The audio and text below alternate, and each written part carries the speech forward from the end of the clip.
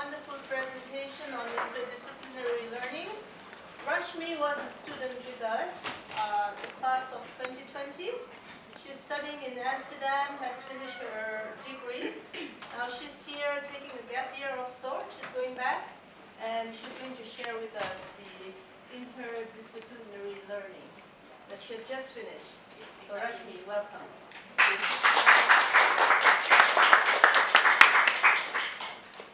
Hi guys. So basically the study that I did in my undergraduate program was called the Liberal Arts and Sciences program, where you basically major in one particular field, whether that's social science, science, or humanities.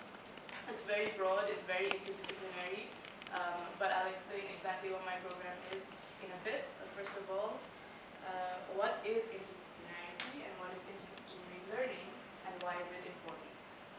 So interdisciplinary learning, it literally refers to integrating knowledge and skills from different fields and different disciplines to explore a common issue. And it's a paradigm in education because before you had maybe a very specific field of study that you could go into, like say biology, and then you specialize more and more within biology, maybe you go into a very specific field. But here the focus is more on trying to gain insights from different fields of study and combining them. Like the important part is the combination factor. And yeah, so it breaks away from the status quo of traditional disciplinary barriers that have been established in educational systems for the past decades. And we do this for holistic problem solving. I like calling it holistic problem solving because you don't just focus on maybe one way of looking into an issue and then therefore solving it from that particular lens. You start looking at it from a global perspective, as I like to say. And the reason why this is important is because most of the issues that we deal with in today's society are very complex and they're very nuanced. And then therefore, you often have people presenting solutions to problems without considering all the different factors that are associated with those issues. And then you have a solution that maybe at best works on a very short time scale for a very particular part of the problem, but not on the whole picture. And then also at best at worst you end up creating more problems than you actually started with. And in a changing world, this is very important because we have a lot of technological and scientific developments that are happening. And it's really important now more than ever to be able to combine knowledge from different disciplines rather than just specializing in one field. And specifically understanding modern technologies and scientific developments within societal, historical, economic, and moral context, which we can't entrust AI with being able to do in the near future. So yeah. So when we talk about interdisciplinarity and interdisciplinary learning, for me and for most of you, you kind of are already exposed to it. And you are exposed to it in the IB, because already with perhaps your DP subject selection, you will think of interdisciplinarity.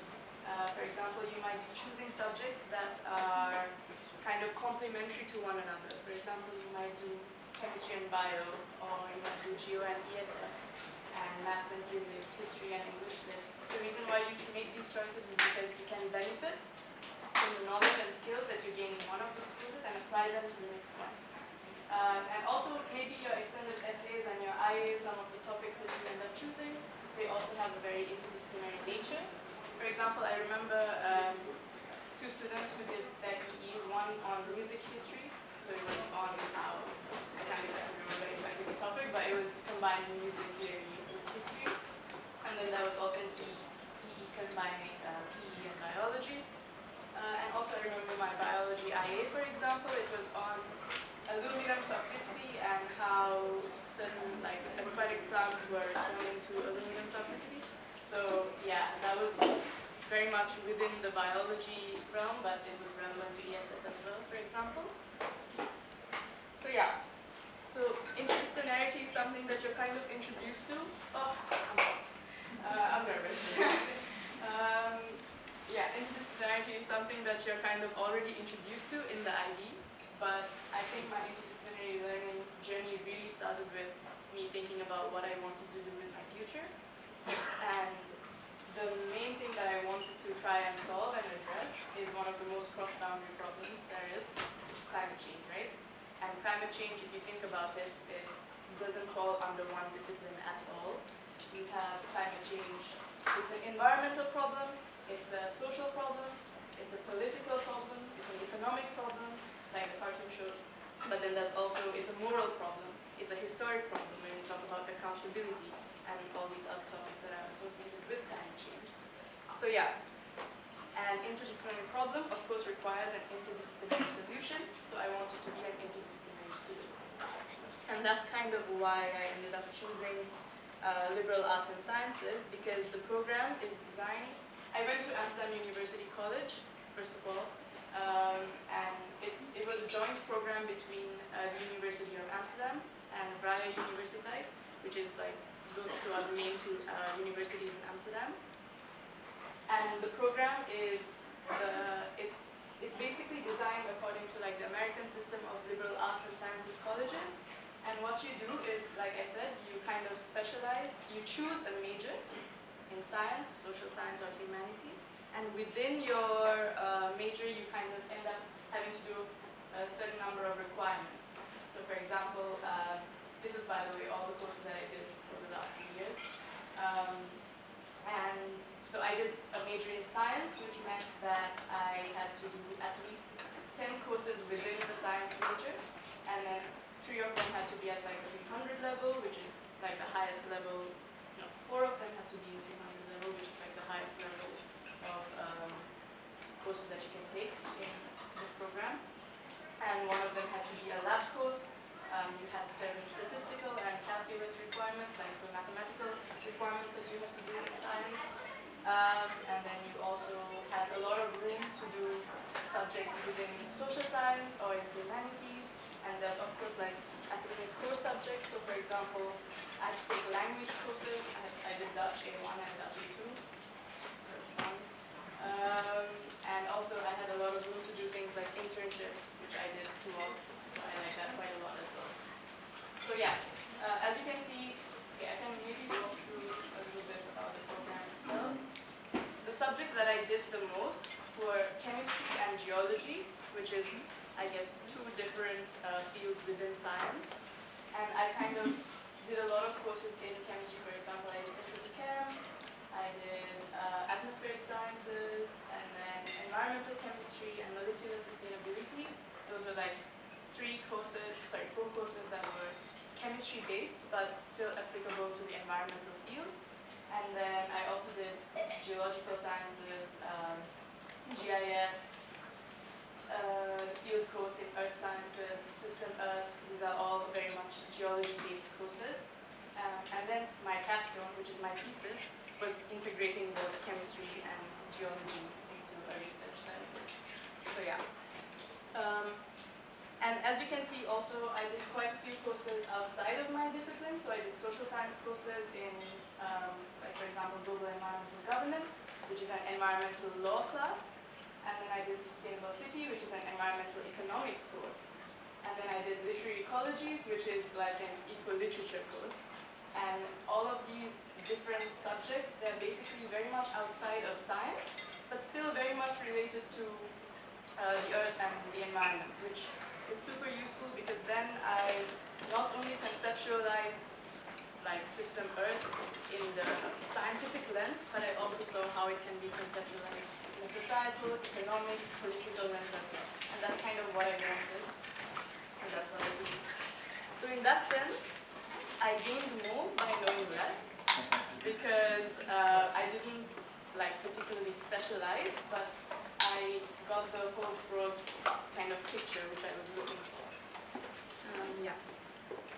So is a liberal arts and sciences program the only way to be an interdisciplinary learner? No, of course not. Because like I said again, I knew what I wanted to do, which was to focus on climate change and to focus on the different ways you can conceptualize it.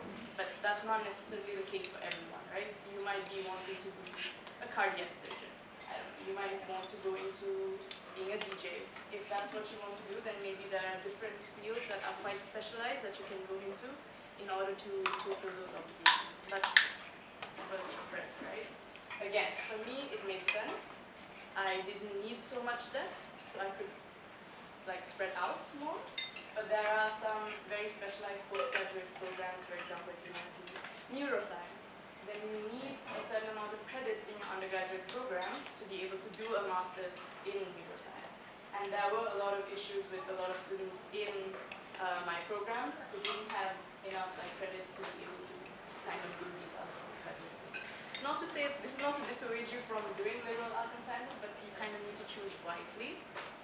And also, besides liberal arts and sciences programs, there's also a lot of interdisciplinary programs that exist today. For example, if you want to learn about brain activity or cognition, then there's a lot of programs that are interdisciplinary because you take in, for example, psychology and neuroscience together, and then, or even philosophy of science. So there's like different fields that you combine in order to make those programs. Biotech, for example, is a very interdisciplinary program because you combine AI and things to do with like software, computer science, basically with biology. And then, yeah, there's a lot of cool different combinations. And it's really interesting to find. I advise you all and encourage you all to actually look into these other interdisciplinary programs because there's a lot of different combinations that didn't exist before that are now being explored. So interdisciplinarity is becoming a specialization in itself, right? And yeah, so some really cool research that's being done right now, for example, is on how music theory can be used to treat like terminal illnesses, which then combines like again music and medical fields, or even quantum biology, which is like there's a lot of things in biology that we still don't fully understand or comprehend at a cellular level. So you're trying to use quantum physics to understand that better. So really, really cool combinations that exist. And yeah, even if you're in a very specialized program, for example, if you do biochem, just take an elective that's related to your field but kind of still outside of your discipline. You could take a bioethics or a philosophy of science elective. Or if you do econ, you can take a course on GIS, because these are all transferable skills, right? So yeah, you could always get a learner outside of your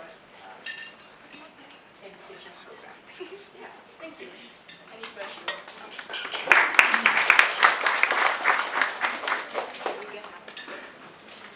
All right, let's have some questions. Put your hand up.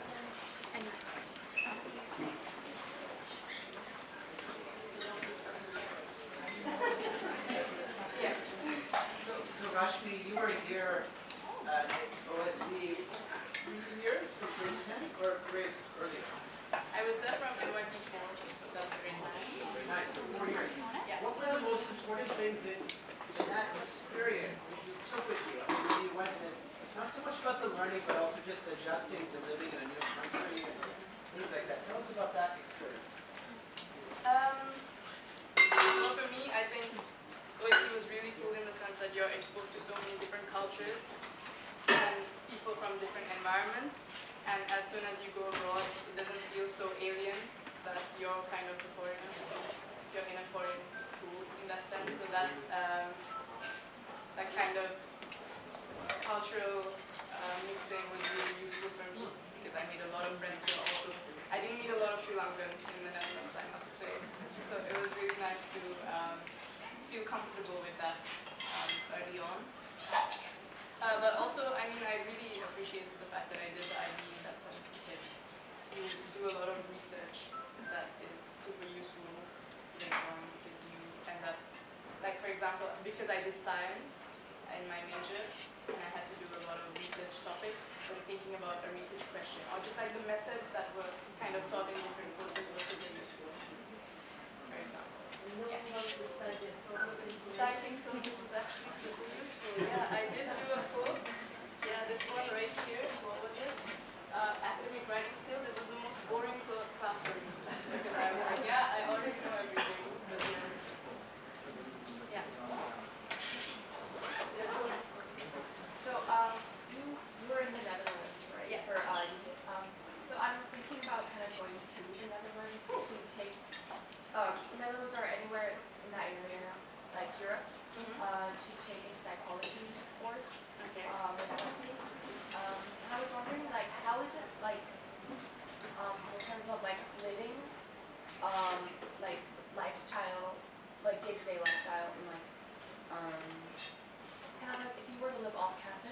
if you were to not have a dorm on campus, like an apartment or something just by campus, is that hard?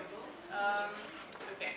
Well, there's a huge housing crisis in a lot of countries, and in a lot of the big cities, it's really difficult to find housing. A lot of people struggle with it. I was really fortunate for the last 3 years because the AUC program, you're guaranteed housing for 3 years. Out In campus, and it's kind of compulsory that you stay within campus territory. So everyone kind of did that together. So everyone in my program was in the same dorm. And so the student pricing was super cheap. So that was really compatible for me. But there's also it is a problem in a lot of the cities. I can't say that it's easy. I do recommend that if you've already made your choice on where you want to go earlier. Or look at Marketplace or some different sites on Facebook, for example, and reach out to a lot of people. The more you reach out, the more you network, the easier you're going to find a house. And I think or a complex that you can share with other people. exactly. You're not going to find studios. They're super expensive and they're also a bit boring. You might as well live with people. It's the best stuff. I have a friend of my brother's who's in the Netherlands. Yeah. And she's off campus, but she lives in a housing complex with her boyfriend and her dorm mates. Yeah, that's more than doable. Yeah, it's just sometimes those contracts also last a year and not 3 years. I think there's another question. No, it was covered. It was about the housing. How do you manage social life with school stuff? I think it really helps that I lived in the dorms. That's why I'm kind of pro dorm life, because it's just you live with your friends, right? And so even if you're studying together, you study together, or everything you do in the academic field, you still do with your friends, which is always super nice. Even if you're not in the same track, you cook together, you meet people together, you even just chill together. You're always with people. So dorm life is one of the best ways to integrate yourself into a big social circle as soon as you start your undergraduate program. And also I think, like I said, it depends on how intense your program is. If you choose something like medicine, I think you're going to just invest a lot of time. This is not, again, to dissuade people from doing medicine, it's great, but it is a time commitment. You're going to invest more time and more energy into your academics, whereas, my program was intense, but it was not that intense for sure. So I had a lot of time to kind of do other things, even to work part-time, so yeah. Yeah. Sorry, question. I did a university tour in the Netherlands. I'm also Dutch. And the girl who was leading the tour, she said that for international and Dutch citizens, so people who are originally Dutch who study there, they're there's kind of a separation of the two kind of cliques, I guess. But it's very, is it really dominant that they're very separated, the two kind of international community and the Dutch community, or is it kind of more integrated? Again, I think I had a very specific Dutch experience in that sense, because my program, even the Dutch students had to live in the dorms. So then, you were always close to each other, and also it was 60% international students and 40% Dutch. So the Dutch kids were the minority, even within our college. So that kind of, I think, changed the way the social groups kind of worked as well. But still, you could feel the separation between the Dutch and the international communities. But I know that that feeling is way stronger in the main campuses. I really don't have a lot of Dutch friends, I must say. I live with people who are Dutch, so that's kind of my connection. What sort of jobs would you work half-time if you had time? If you have time, I would recommend a city job, working in service, in a restaurant, or if you want a higher pay, then I would say maybe be a tutor, because tutoring pays super, service and tutoring. Also, there's a lot of retail-based work, but that's also service. So it's not cafes, but you work in a communication center where they call you for problems.